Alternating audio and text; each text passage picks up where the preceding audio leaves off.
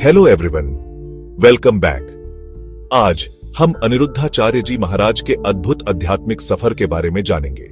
27 सितंबर 1979 को जबलपुर, मध्य प्रदेश में जन्मे अनिरुद्धाचार्य जी का असली नाम अनिरुद्ध राम तिवारी है।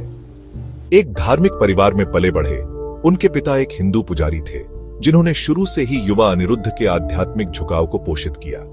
छोटी उम्र से ही उन्होंने खुद को भागवत गीता, रामायण और वेदों में डुबो दिया। धार्मिक कहानियों के लिए उनका जुनून एक जीवन मिशन में बदल गया। अनिरुद्धाचार्य जी ने एक छोटे स्तर पर एक कथावाचक के रूप में अपनी यात्रा शुरू की, लेकिन भावना, हास्य और भक्ति के उनके अनोखे मिश्रण ने जल्दी ही ध्यान आकर्षित किया।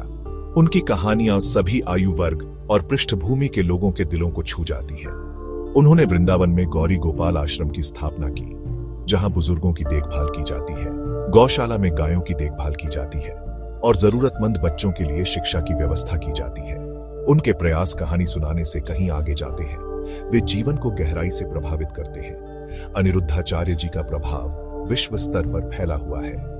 यूट्यूब पर लाखों सब्सक्राइबर्स के साथ उनके प्रवचन दुनिया भर के दिलों तक पहुंचते हैं। 2023 में उन्हें ब्रिटिश संसद द्वारा सम्मानित किया गया और world book of records London में सूचीबद्ध किया गया। 2024 में एक अमेरिकी विश्वविद्यालय ने उन्हें उनके वैश्विक प्रभाव को स्वीकार करते हुए डॉक्टरेट की मानद उपाधि प्रदान की। दिलचस्प बात यह है कि उन्होंने बिग बॉस 18 में भाग लेने के प्रस्ताव को ठुकरा दिया, इसे अपने मूल्यों और सिद्धांतों के खिलाफ बताते हुए। यह एक ऐसा फैसला था जिसकी उनके अनुयायियों ने सराहना की।